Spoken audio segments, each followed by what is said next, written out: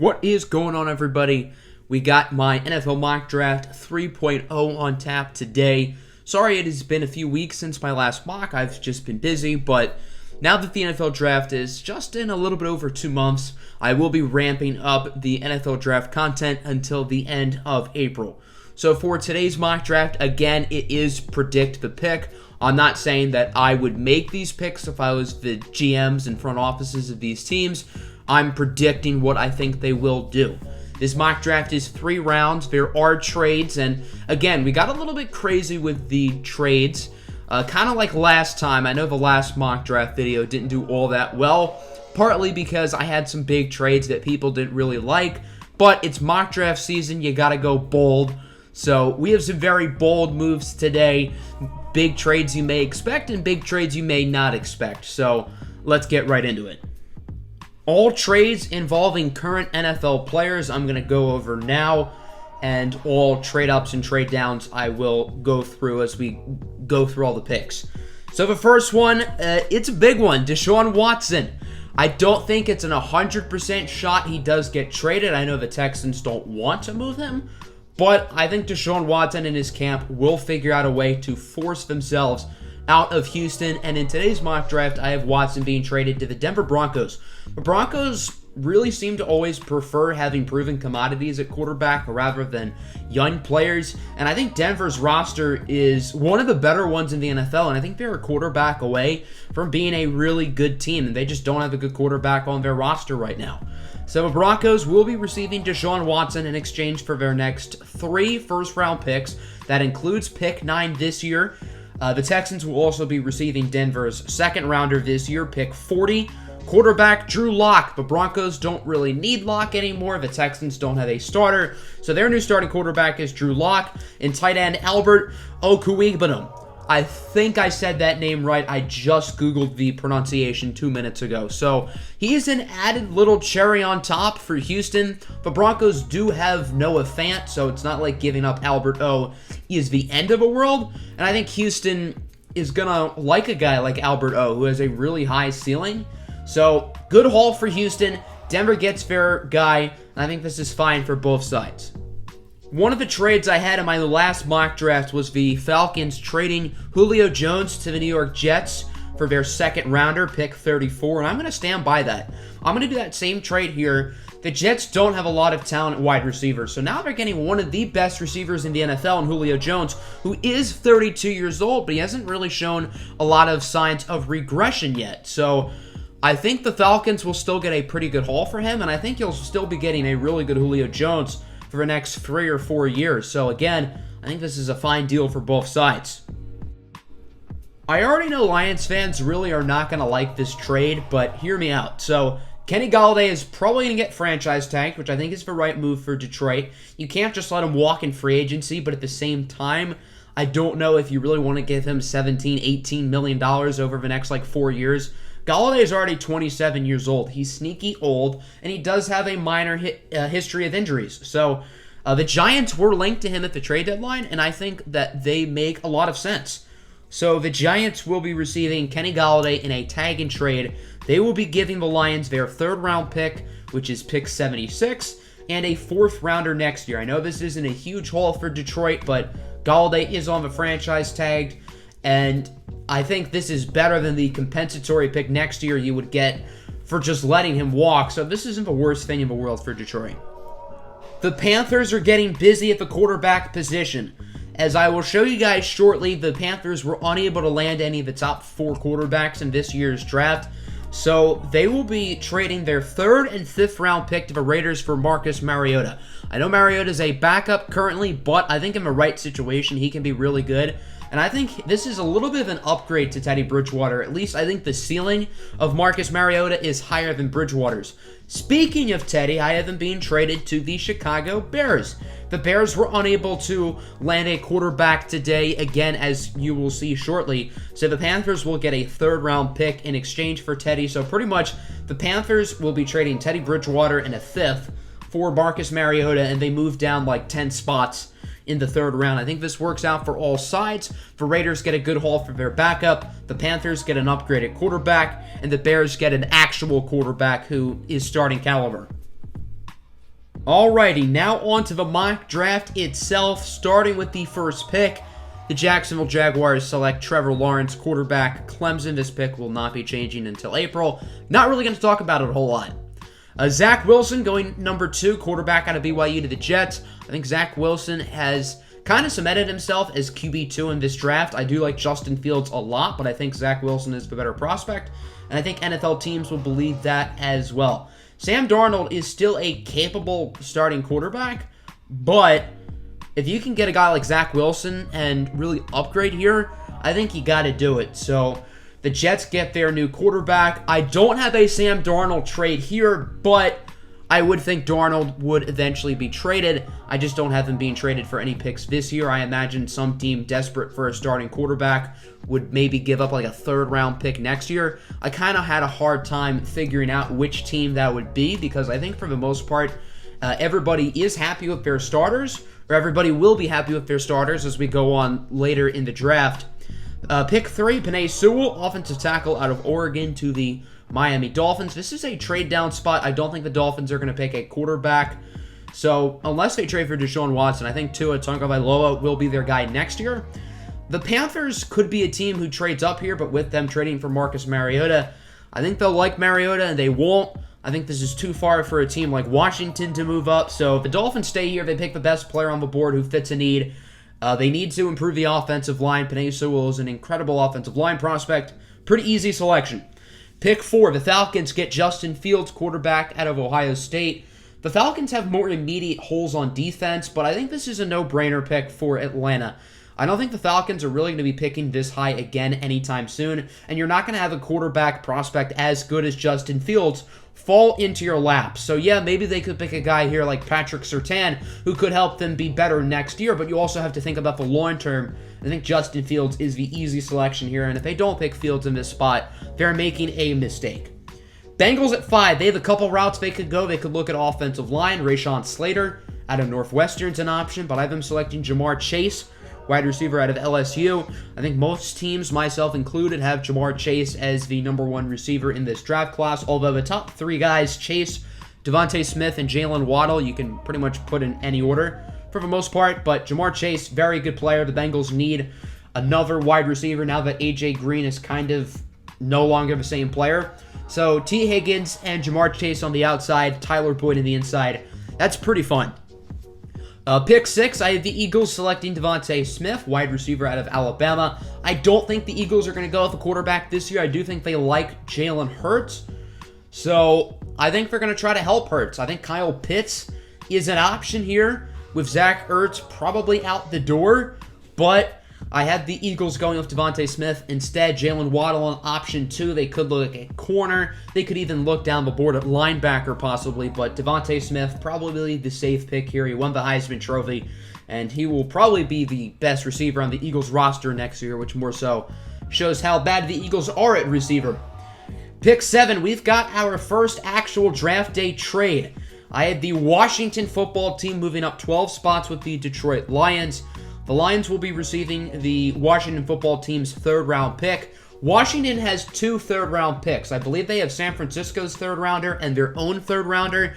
This is Washington's own 3rd rounder going to Detroit, along with a 2nd round pick next year. So a nice haul here for Detroit. They won't get a 1st rounder next year, but they are getting a lot. There isn't a clear pick here at 7 for the Lions. I know Jalen Waddle might make a lot of sense.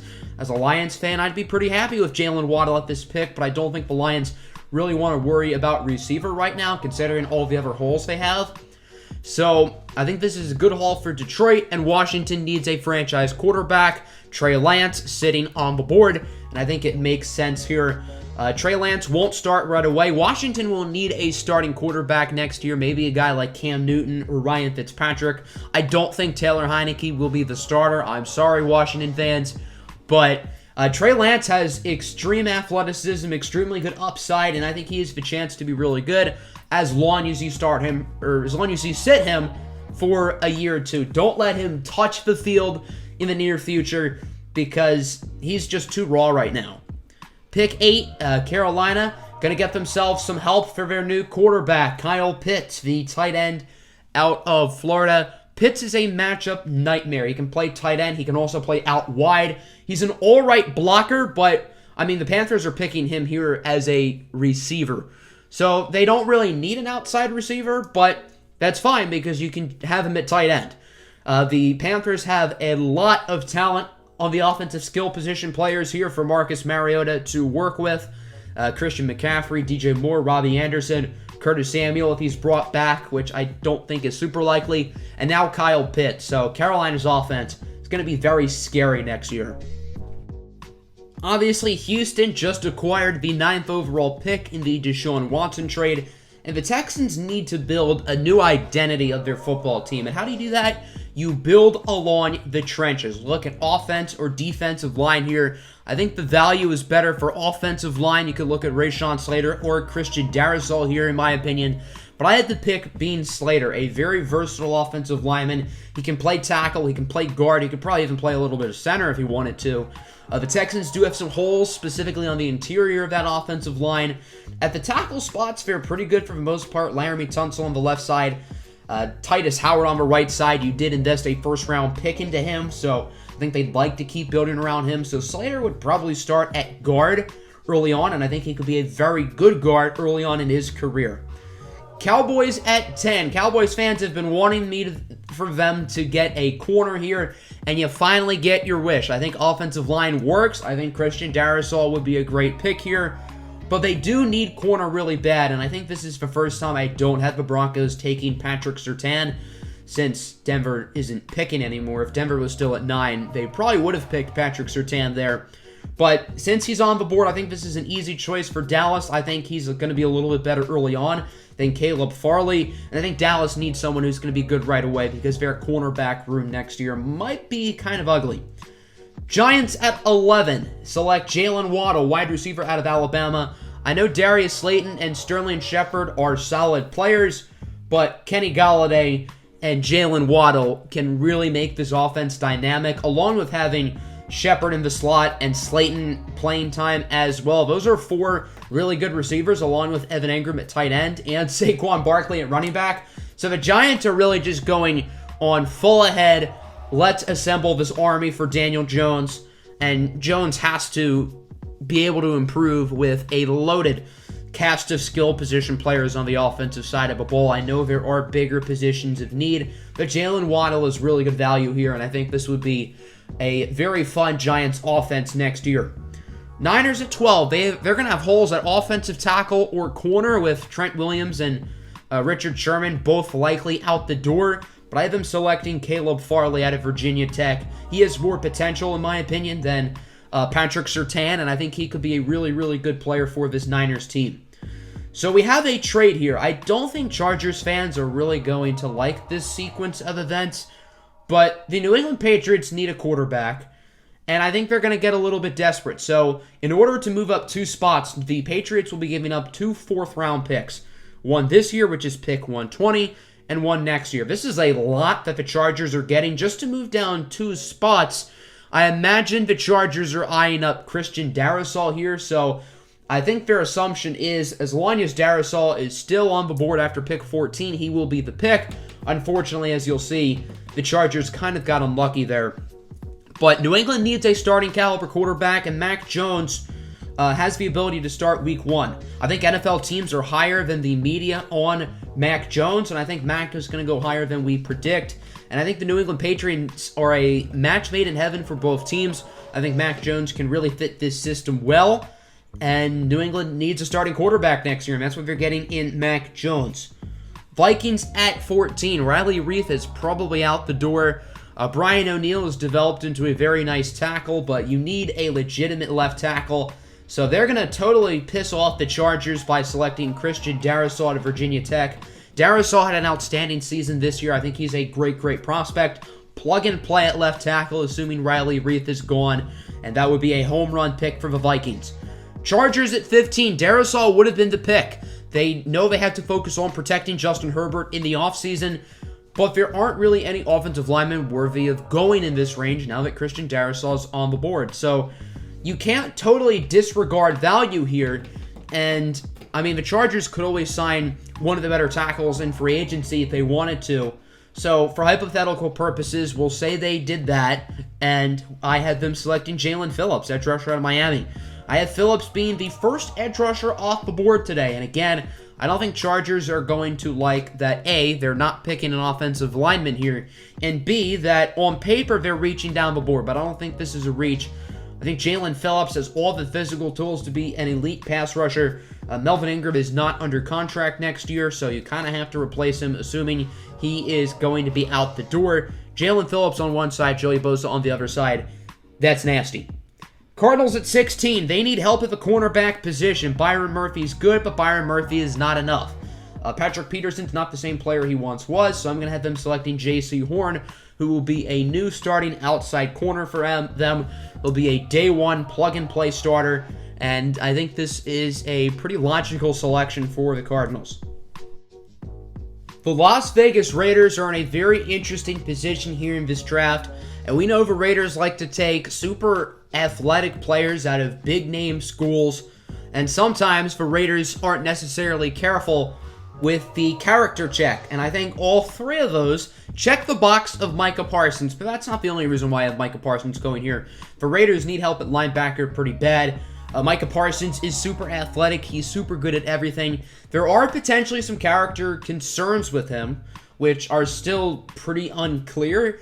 He may have been accused of hazing at Penn State. There were some very inappropriate things that he did, if true. Yetur Gross-Matos was also in those allegations. He went with the 40th pick last year, I believe, which is right around the range where he was supposed to go. So I don't think Micah Parsons will drop too much, although I guess teams will have a little bit of extra time to do homework on Micah Parsons and the off-ball linebacker position. Doesn't have the most positional value, although the Bucs defense was led by off-ball linebackers. Without Levante David and Devin White, the Bucs would not be Super Bowl champions right now. So I do think the off-ball linebacker position does have a lot of value. So position-wise, the off-ball linebacker spot I don't think is as undervalued as people think. Micah Parsons is a very intriguing prospect, and I think the Raiders would be happy to get him. Dolphins at 18 select Rashad Bateman, wide receiver out of Minnesota. This is a pretty no-brainer pick here. Rashad Bateman's a stud. In my opinion, he's a top 15 player, regardless of position in this class. The Dolphins need a true number one receiver. Preston Williams is developing, but I don't think he'll ever be there. Devontae Parker's good when healthy, but Rashad Bateman has a chance to be the guy. So I think this is a very easy selection here for the Dolphins. I think they're just going to run this pick up to the commissioner. An absolute grand slam of a first round here for the Dolphins, getting Penei Sewell and Rashad Bateman. Lions obviously traded down from 7 to 19. They will select Jeremiah Owusu-Koramoah, the linebacker out of Notre Dame. The Lions linebackers are absolutely atrocious. They really don't have anybody who's super athletic. That's what the previous regime avoided in the draft. Athletic, quick players like Jeremiah Owusu-Koramoah, who's a super versatile player.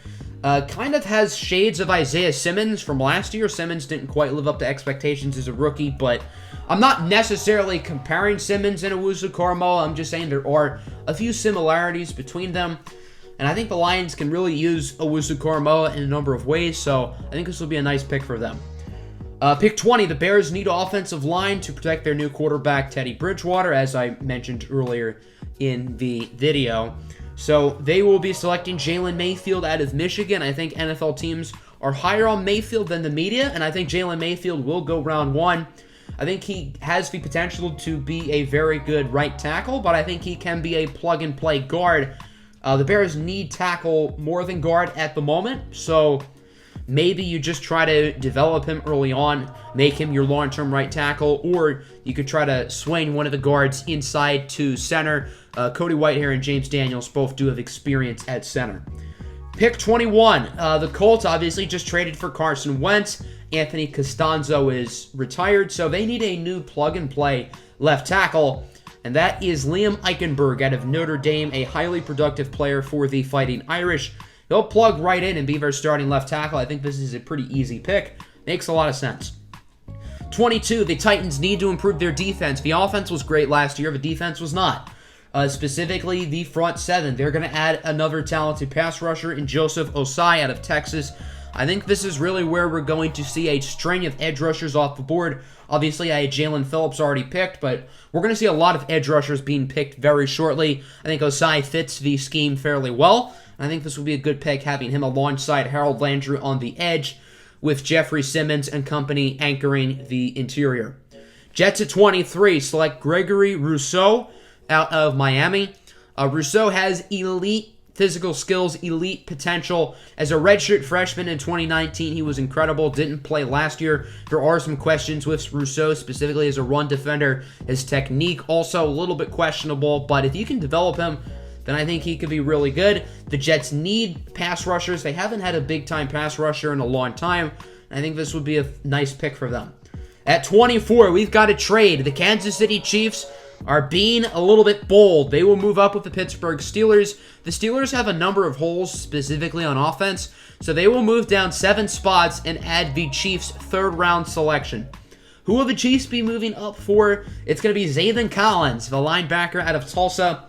I know the Chiefs are probably going to prioritize offensive line this offseason with how bad the offensive line played in the Super Bowl, but the Chiefs' linebacking core really is not that good, and Zaven Collins would be an instant impact player. He's a very fun guy. I mean, at 260 pounds, he moves like he's about 220, and I think he's a really intriguing prospect. I think this is good value here for the Chiefs, and the Steelers at a third-round pick, and I think the player they would have picked at 24 ends up being the selection for them at 31. So I think this move is a win-win for both sides.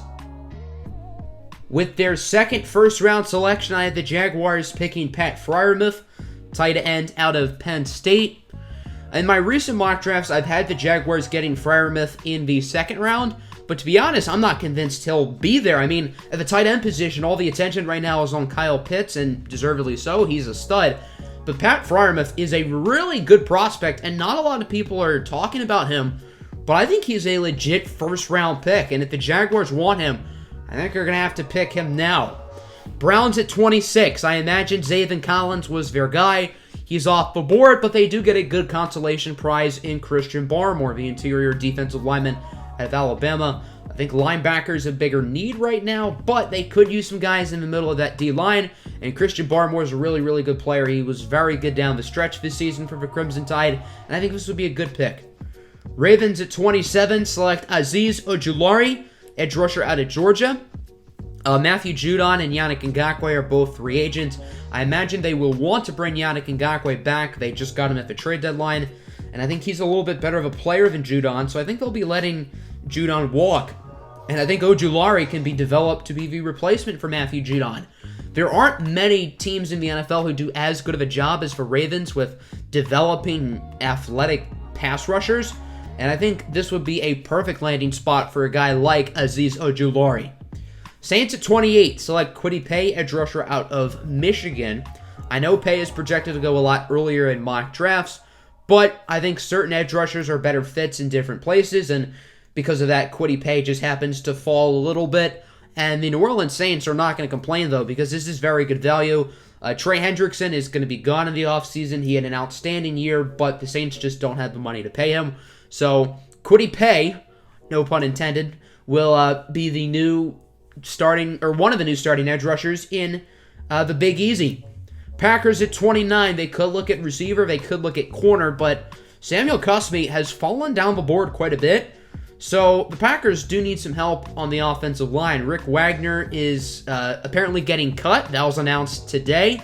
And David Bakhtiari is not going to be elite forever. So I think looking at offensive line here makes sense. Samuel Cosmi is really good value for them here in this area of the first round. I think this would be a good pick. The Bills at 30. They have a few different ways they could go, but I have them selecting Jabril Cox, linebacker out of LSU.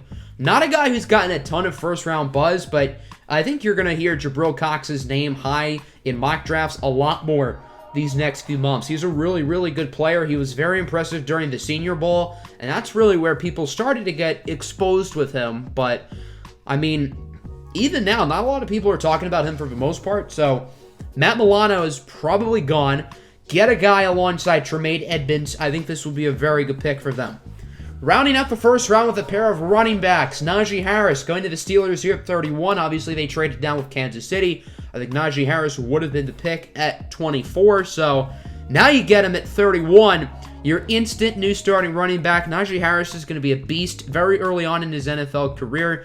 James Conner is probably out the door. The Steelers don't really have a clear starting running back. I mean, Anthony McFarland, Benny Snell, they're fine. But when you can get a guy like Najee Harris here, I think it'll be hard to pass up on that opportunity. And then the Bucs at 32. I've had them getting Travis Etienne in every mock draft. I think this pick just makes too much sense. The Bucs are trying to win now. And what's a win now type draft pick? Getting a running back. As Tom Brady gets older, his arm is going to get weaker, and he's going to focus on the short passing game a lot more. Well, why not get a guy like Travis Etienne, who's a great receiver out of the backfield? He's very explosive with the ball in his hands, and I think this pick is a match made in heaven for the Buccaneers. I think they will run this pick up to the commissioner. Travis Etienne of the Bucs. This pick just makes too much sense. Jacksonville back on the board here to open up the second round. They gave Trevor Lawrence some help with Pat Freiermuth, and now they will focus on the defensive side of the ball. Asante Samuel Jr., cornerback out of Florida State. I think this is good value. I think Asante Samuel Jr. is a first-round prospect. In my opinion, I think he's one of the more underrated guys in this class. The Jaguars need help at corner. C.J. Henderson showed flashes and promise last year, but, I mean, C.J. Henderson alone is not enough. You need some more guys at those cornerback positions, and Asante Samuel Jr. is a really, really talented prospect. Falcons at 34. This is the pick they acquired in the Julio Jones trade. Atlanta has back-to-back selections, and they're going to improve the defense. The Falcons just cut Ricardo Allen the other day, so now they will be selecting free safety Trayvon Moehrig out of TCU. He can plug right in and be the starting free safety. Keanu Neal at strong safety is also a free agent, but I would say Moehrig is more of a free safety. Probably the best safety in this draft, although I do like Javon Holland out of Oregon a lot. But still a very solid selection here. And then at pick 35, Carlos Boogie Basham, the edge rusher out of Wake Forest. The Falcons need more guys going after the quarterback. They signed Dante Fowler to a big contract last year, but, I mean, Dante Fowler alone, again, is just not enough. So, Carlos Basham, the guy who I think could go earlier than people expect. Dolphins at 36. I'm sure they'd love Najee Harris or Travis Etienne here. Both are off the board, and they do need a little bit of help at linebacker. So I have them selecting Nick Bolton out of Missouri. Very talented player. I think this is right around the range he should go. Eagles at 37. Greg Newsome II, cornerback out of Northwestern. Good height, weight, speed corner. The Eagles need a lot of help at that position. They traded for Darius Slay last year. But, I mean, behind that, Avonte Maddox, more of a nickel guy. I mean, they had literally practice squad players starting at corner towards the end of last season. So they really need to replenish at that position. Greg Newsome, a guy who's risen up boards this year. Bengals at 38. This is a pick they're going to run up to the commissioner. Elijah Vera Tucker, versatile offensive lineman out of USC. He can play a number of different positions. A lot of people have him going in the first round, and I do think there is a good shot he does land in the first round. But just based on how this mock draft went, he happened to fall, but the Bengals aren't going to complain about it. Panthers at 39, going to get some protection on the offensive line in Dylan Ray-Duntz, the offensive tackle out of North Dakota State.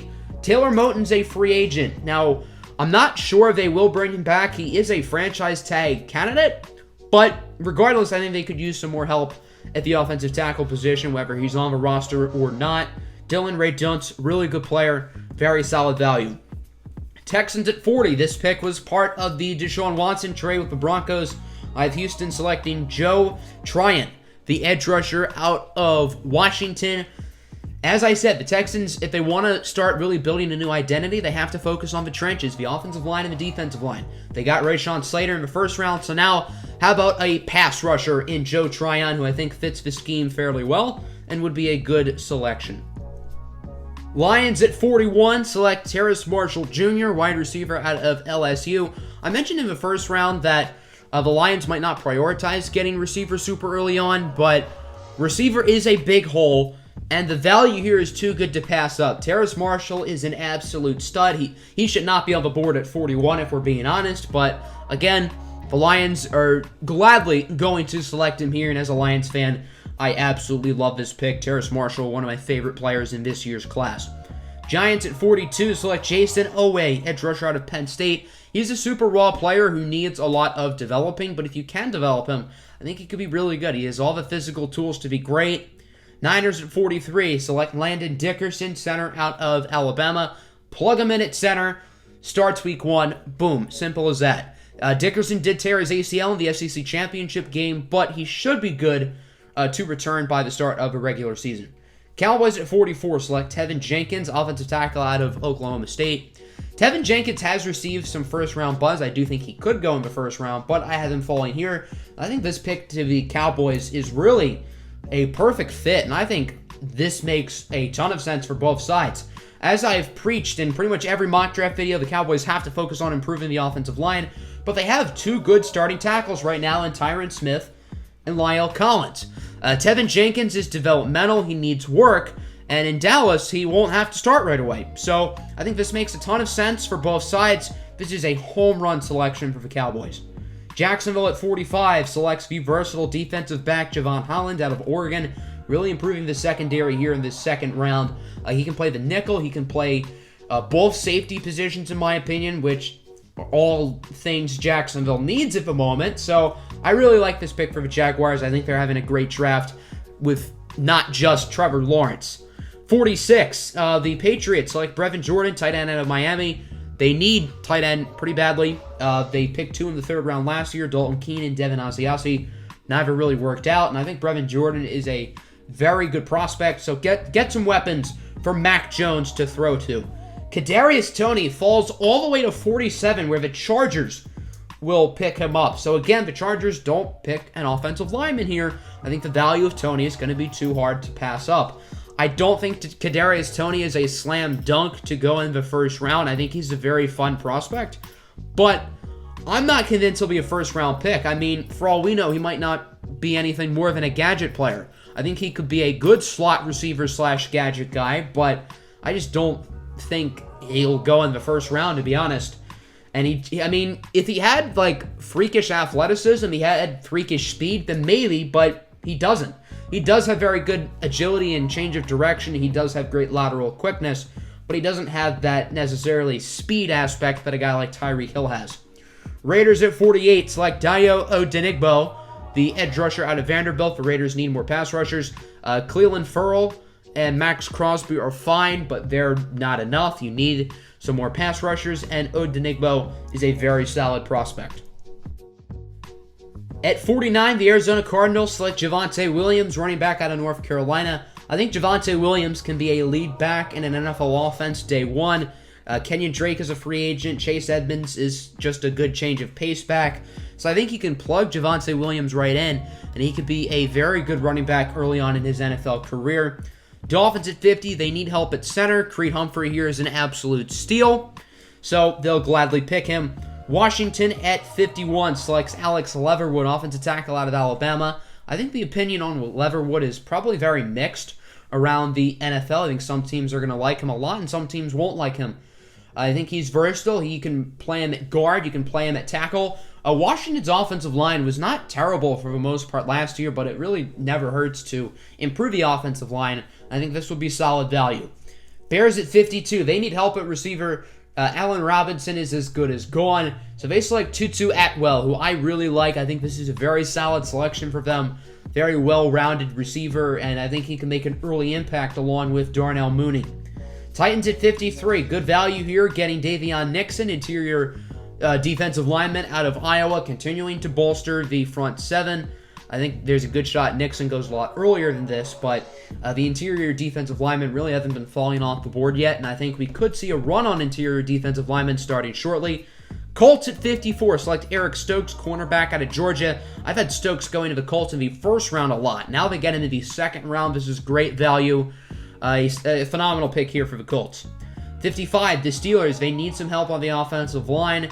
They're going to select James Hudson, the offensive tackle out of Cincinnati. He's been rising up boards lately, and I think he would be a solid developmental guy here for the Steelers. And the Seahawks at 56. Russell Wilson said he didn't want to get hit, so I think the Seahawks have to finally start investing on the offensive line. Trey Smith does have some medical concerns, but he's a very, very good player. plug-and-play guard. I think this would be a phenomenal selection here for the Seahawks as long as he can stay healthy. The Los Angeles Rams have a number of different ways they could go here at 57, but I have them selecting Ronnie Perkins, a name who has kind of risen up boards, I would say, the past few weeks. An edge rusher out of Oklahoma. Get the front seven even better, and, I mean, you're going to be terrorizing these NFC West offenses and really any offense they play against. Ravens at 58 select Wyatt Davis, offensive guard out of Ohio State. The Ravens dearly missed Marshall Yanda last year, who is retired. They need help at guard. Wyatt Davis is a plug-and-play guy. There are some medical question marks with him. He did get hurt in the national title game, and he's had a little bit of a history with injuries, but if he can stay healthy, this is a steal. Browns at 59. They're going to go with Rondale Moore, wide receiver out of Purdue, a very intriguing player. I'm very curious to see A, where Rondale Moore lands up, and B, what his NFL career looks like. At Purdue, he never really had a crazy route tree. He was more of a gadget player for the most part, but when he has the ball in his hands, he's explosive. So I think the Browns could use another explosive receiver on the offense. I think Rondale Moore would be a nice pick. Saints at 60, select Baron Browning, linebacker out of Ohio State. I think he could go earlier than this, but Saints get solid value, very explosive linebacker who performed well during the Senior Bowl. Bills at 61, get Aaron Robinson, nickel corner out of UCF, a player who I actually highly considered for the Bills in the first round. Now he's here in the second round, so a very good selection here for the Bills. Packers at 62 select Levi Onwuzurike, interior defensive lineman out of Washington.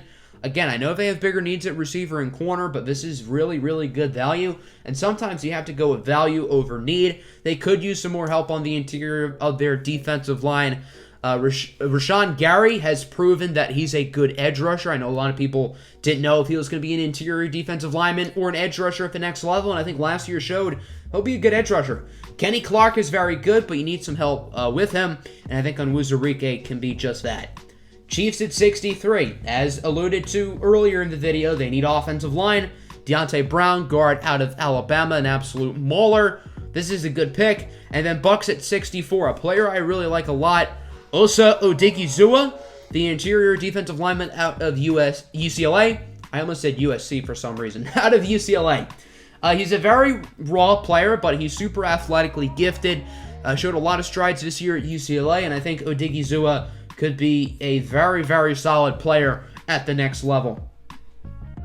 Now on to the third round. We're going to continue to go through these picks pretty quickly. Jaguars at 65, select Spencer Brown, the offensive tackle out of Northern Iowa. He's probably not going to be ready to start day one, but I really do like his potential a lot. I think this could be a pretty nice high ceiling pick. Jets at 66 go with Kenneth Gainwell, running back out of Memphis. Not a name that a lot of people are talking about, but I mean, we saw what Antonio Gibson could do this year at the running back position as a hybrid wide receiver coming from Memphis. Gainwell has some similarities, and Gibson also happened to be the 66th overall pick last year, I believe, which is a little bit ironic, but the Jets need a lead back, and I think Kenneth Gainwell is one of the more overlooked players in this class right now. Texans at 67 select Ifeatu Melifonwu, the cornerback out of Syracuse. This is the Texans' own third-round pick. They've already drafted Rashawn Slater and Joe Tryon today, so now adding some help in the secondary, which could use some work. Falcons at 68, a phenomenal value selection here. Nico Collins, the wide receiver out of Michigan, should not be on the board at 68, and I think there's a good chance he won't be on the board at 68, but kind of how the board fell. Atlanta, obviously, we had them trading Julio Jones in today's mock draft. Get yourselves a new big-bodied weapon for Justin Fields. Nico Collins should go in the first two rounds, but here he falls. Bengals at 69, nice. Select Deontay Smith, offensive tackle out of East Carolina. The Bengals need help on the O-line. Enough said. It doesn't hurt to add more offensive line. They got Elijah Vera Tucker in the second round, now getting a tackle here in round 3. Eagles at 70, select Hamza Nasir-Ladin, safety out of Florida, a hybrid safety linebacker type player. I think he can play in the box. I've liked him for a while now, and I think this would be a good pick for the Eagles. Broncos at 71, Elijah Molden, cornerback out of Washington. I think Molden probably will go higher than this. And I think he's someone who not a lot of people are getting first-round buzz to, but I could see him going in the late first round, early second round. But again, with how the board has fallen, he did kind of slip a little bit here.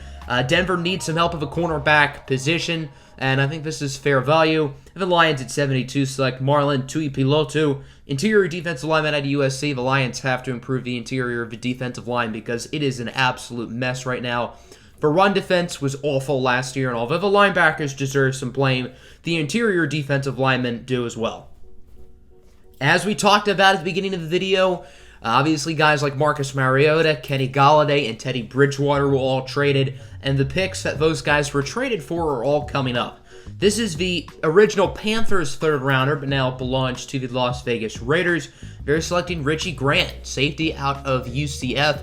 The Raiders know they have to focus on defense in this draft. Their offense is fairly solid for the most part, but their defense was absolutely atrocious last year. They've improved the front seven today, so now adding a very intriguing defensive back prospect in Grant. Washington football team at 74. Get yourselves a weapon for Trey Lance or whoever your starting quarterback will be this year, as they select Amon-Ra St. Brown, wide receiver out of USC. More of a slot guy, but he can play the outside as well. Washington needs a number 2 receiver. They also could use a slot receiver, so wherever St. Brown fits best, I think you can just put him right there, and I think he can make an early impact. Dallas at 75 selects Tommy Togiai, interior defensive lineman out of Ohio State. The Cowboys have to improve a bit of the defense. Tristan Hill hasn't really worked out all too much, former late second-round pick a couple years back. Lions at 76. This is the pick that they traded Kenny Golladay for. Lions also receiving a 4th-rounder next year. And they select Tylan Wallace, the wide receiver out of Oklahoma State. We already had Detroit selecting Terrace Marshall today, but I mean, this receiving core needs a makeover. Kenny Golladay in this scenario is gone. Marvin Jones probably will not be back either next year. Danny Amendola also an expiring contract. So the Lions might use multiple high picks on receivers. Tylan Wallace is not the biggest guy, but he can stretch the field and kind of be that deep threat replacement that Marvin Jones once was. Josh Myers, the center out of Ohio State, goes 77 to the Chargers. Mike Pouncey now retired. They obviously want to focus on the offensive line. We've not had them pick an offensive lineman yet today. So, Chargers fans, the wait is over. Here is some help in order to protect Justin Herbert. Jay Tufele, interior defensive lineman out of USC to the Vikings. Linval Joseph obviously left last year. He is now with the Chargers. Jay Tufele would be pretty solid value here at 78. Dylan Moses, linebacker out of Alabama, falls in the middle of the 3rd round. Well, the Cardinals aren't complaining. They will pick him up once a highly touted prospect. Still a very intriguing prospect, but not quite the amount of hype he once had, mainly because of some recent injuries and not playing all that well last year. And then Raiders at 80, another Raiders-esque pick, a high-ceiling, big-name program player with a lot of athletic upside, and that's the interior defensive lineman out of Florida State, Marvin Wilson. Wilson has first-round ceiling. You can make the case that he is one of the highest ceilings out of all the interior defensive linemen in the draft. Never really tapped in to his potential. He was never a bad player at the Seminoles, but, I mean, there was always a little bit left to be desired. We know that he has a potential elite skill set, and, I mean, he was just never consistently elite. It's not a very well-kept secret that the Miami Dolphins offense could use some help. They've improved their offensive line today. They've improved their wide receiver corps today. But how about adding a running back? Michael Carter out of UNC. I originally had this pick penciled in as Trey Sermon, but I've changed my mind. I think Michael Carter is the better prospect, and I think he'll go earlier than Sermon. I could see the Dolphins spending money on a running back. If they sign a guy like Aaron Jones, then yeah, I don't think they'll look at running back in round 3. But if they sign a lower tier back, then I do think they may look for a complimentary guy like Michael Carter. I mean, Myles Gaskin and Salvon Ahmed were better than expected last year, but they're not great. Matt Breida did not live up to expectations. Jordan Howard was an absolute disaster. So I think they need to add another running back. And I think Michael Carter is more talented than anybody they have on their roster currently. Lions at 82. They got this pick in the trade down earlier today with the Washington football team. The Lions select Walker Little, offensive tackle out of Stanford. The Lions' offensive line is actually not terrible, and at left tackle they have Taylor Decker, who's really good. But I think you could try to develop Walker Little a little bit. The right tackle position doesn't really have a clear guy. Hai Vaitai was a disaster of a signing. Tyrell Crosby's a a high-level backup, I would say. But Walker Little has higher ceilings than both of those guys. He mainly played left tackle at Stanford, but I think he could slide over to the right side. Cam McGrone, linebacker out of Michigan, to the Carolina Panthers. They need to improve their linebacking core pretty badly, and I think this is fine value. The Eagles also need to improve their linebacking core a lot, so they go with Jamin Davis out of the University of Kentucky. Talented player, and I mean, when Alex Singleton is your best linebacker, you need help there.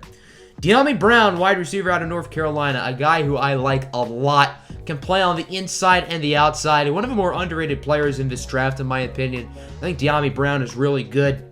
Tyson Campbell, corner out of Georgia to the Jets. This is really good value. I've mainly had him in the early to mid-second round. Now I have him in the middle of the third round, and again, the corners just all happen to go later than they should, so a lot of these corners are really good value. Jalen Twyman, interior defensive lineman out of Pittsburgh, staying in Pittsburgh as he'll go to the Steelers. A little bit undersized, didn't quite live up to expectations this year, but he's a solid player. I think there's a lot of potential with him. And the Lions select Chaz Surratt, linebacker out of North Carolina. Again, the Lions linebacking core is absolutely horrendous. I did have them selecting Jeremiah Owusu-Koramoah with the 19th pick in the first round, thanks to the trade down with Washington. But they need more than just Jeremiah Owusu-Koramoah. Jelani Tavai is absolutely garbage. Jared Davis probably won't be back. Christian Jones isn't very good. Jalen Reeves-Maybin, nah. Jamie Collins, I don't think he's going to be as good without the New England scheme there, so I think we're going to have to possibly look at two linebackers early, and Jeremiah Owusu-Koramoah isn't really a traditional linebacker, whereas I would say Chaz Surratt more so is. So I think this would be a pretty solid pick for us as in the Lions. Keep in mind, I will be doing compensatory picks as well for the third round, so I have all of these picks, and then I think 9 or 10 compensatory picks. Starting at 89, very good value here for the Cleveland Browns. They select Quincy Roach out of University of Miami, the talented edge rusher. He should probably go in the second round, I would say. So this is outstanding value, in my opinion, for Cleveland. Minnesota Vikings at 90 select Aaron Banks, offensive guard out of Notre Dame. Never hurts to improve the offensive line. They picked Christian Darrisaw in the first round, and Banks here would be a solid selection. Pete Werner, linebacker out of Ohio State, doesn't have to move too far. He will be going to the Cleveland Browns. The Browns need linebackers pretty bad. They almost landed Zaven Collins in the first round. Got unlucky with the Chiefs moving up for him, but Pete Werner is a good consolation prize. Elijah Moore, wide receiver, Ole Miss to the Packers. This is a very interesting pick, in my opinion. The Packers need more help at the wide receiver position. Devontae Adams is great, but outside of that, it's pretty rough. Marquez Valdes-Scantling isn't very good, although he did play better down the stretch. Alan Lazard, he's a fine player, but, I mean, he's not someone who's going to play in the slot. He's just a dead-set outside receiver, and they need someone in the slot. We've seen a lot of slot receivers excel in Green Bay with Aaron Rodgers at the quarterback position, and I think Elijah Moore could be the next in line. I really like this fit, and I think, as a Lions fan, I would not like this selection at all. Hamlin Kararashed Jr., edge rusher out of Oregon State, going to the Buffalo Bills. They need some more guys going after the quarterback. Their defense was actually quite a bit worse this year than it was last year in 2019, and I think they have to improve the front seven. Trey Hill, center out of Georgia, to the Steelers. He can also play guard as well. You could argue he's more the guard, but he did start at center for the Bulldogs. Marquise Pouncey has retired, so they need a replacement. Patrick Jones, edge rusher out of Pittsburgh, going to the Tampa Bay Buccaneers. A very quick and explosive player. They need more edge rushers. Shaq Barrett will probably be back on the roster next year. Jason Pierre-Paul as well. But neither of those guys are super young, especially JPP. So get younger there. Get a guy like Patrick Jones who has a lot of potential. Final 10 picks of the day here, starting with the Patriots at 96. Faces like Seth Williams, wide receiver out of Auburn. The Patriots have done a very poor job of drafting wide receiver in recent years, but I think Seth Williams can come in and make an early impact there. Jackson Carman, offensive tackle out of Clemson to the Chargers.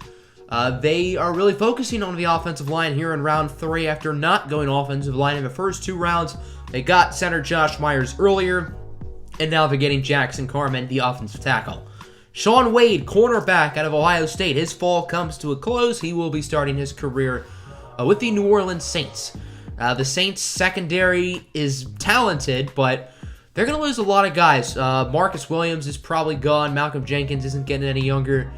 Marshawn Lattimore is going to need a new contract soon. Chauncey Gardner-Johnson as well in the near future. And the Saints just don't have money right now. They're not going to be able to pay all those guys, so they have to get younger there in the secondary. Shaun Wade's a guy who's had a ton of promise around him, had a pretty poor season this year at Ohio State, but, I mean, we've seen him excel in the nickel, so if you put him there, I think he could be quite good. Israel Mukuamu, cornerback out of South Carolina, the Cowboys. He's 6'3". It's hard to find corners with his size and skill. Dallas needs corners. They drafted, I believe, Patrick Surtain in the first round, but they're going to need some more guys as well. I think Mukuamu could be a solid pick. At 100, the Titans select David Moore, offensive guard out of Grambling State. It's always good to improve the offensive line. It never hurts. They used a third rounder on Nate Davis a couple of years ago. He's a fine player. Nothing crazy, but for a third rounder, I would say he's pretty solid, but it doesn't hurt to continue to bolster the guard position. Charles Snowden, linebacker out of Virginia, to the Los Angeles Rams. Again, they have to improve in the front seven. They have a lot of guys there who have produced kind of out of nowhere, but still, you have to get younger there. Those guys are not under contract for a ton longer, and I think Charles Snowden could be pretty solid. Niners at 102 with a very interesting pick. They select Jamie Newman, quarterback out of Wake Forest. Keep in mind, Kyle Trask and Kellen Mond, for what it's worth, are both still on the board, but Jamie Newman has a lot of upside, and I know Kyle Trask may seem like the better prospect, but the Niners have a starting caliber quarterback in Jimmy Garoppolo, so I think it makes more sense here to swing for the fences rather than go for a low reward type of player like Kyle Trask. And who knows, maybe Jamie Williams could develop, especially with having Kyle Shanahan as the head coach.